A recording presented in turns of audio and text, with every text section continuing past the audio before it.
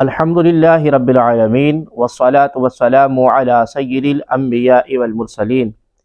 اما بعد فاعوذ باللہ من الشیطان الرجیم بسم اللہ الرحمن الرحیم السلام علیکم ورحمۃ اللہ وبرکاتہ۔ ناظرین محترم، عقیدہ اہل سنت نشست میں ایک بار پھر ہم حاضر ہوئے ہیں۔ گزشتہ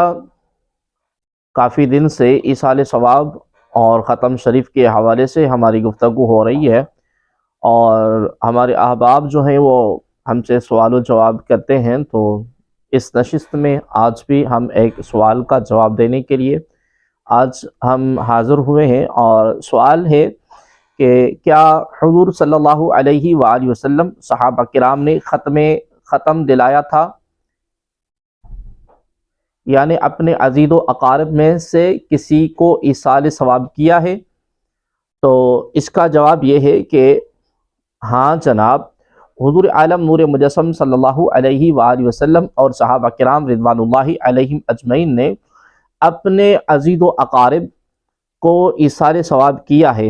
اور یہ ایک حدیث نہیں بلکہ بہت زیادہ احادیث مبارکہ سے ثابت ہے، جیسا کہ ہم نے پہلے بیان کیا تھا۔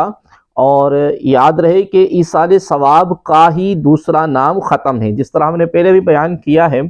کہ ایصال ثواب کا دوسرا نام ختم ہے۔ اور اب دیکھیں کہ حضور صلی اللہ علیہ وآلہ وسلم نے قربانی کا جانور ذبح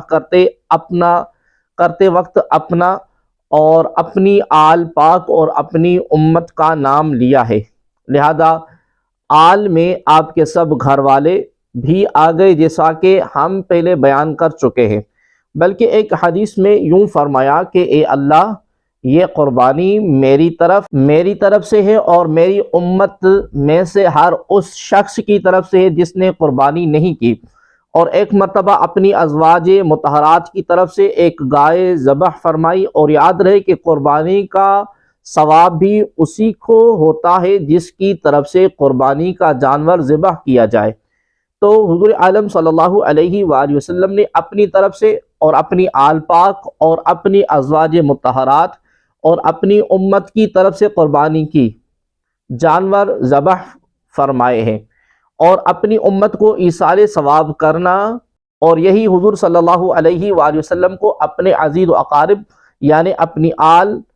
پاک اور ازواج مطہرات اور اپنی امت کو ایصال ثواب کرنا ہے۔ اس کے علاوہ حضرت سیدنا علی کرم اللہ تعالی وجہہ الکریم بھی حضور کریم صلی اللہ علیہ وآلہ وسلم کی طرف سے قربانی کا جانور ذبح فرماتے رہے ہیں، جیسا کہ ہم نے پہلے بیان کیا ہے۔ حالانکہ حضور تو خود سید المرسلین ہیں، آپ کو ثواب کی کیا کمی تھی؟ یا پھر صحابہ کرام بھی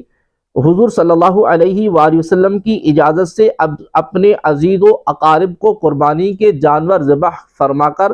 پھلدار باغ کا صدقہ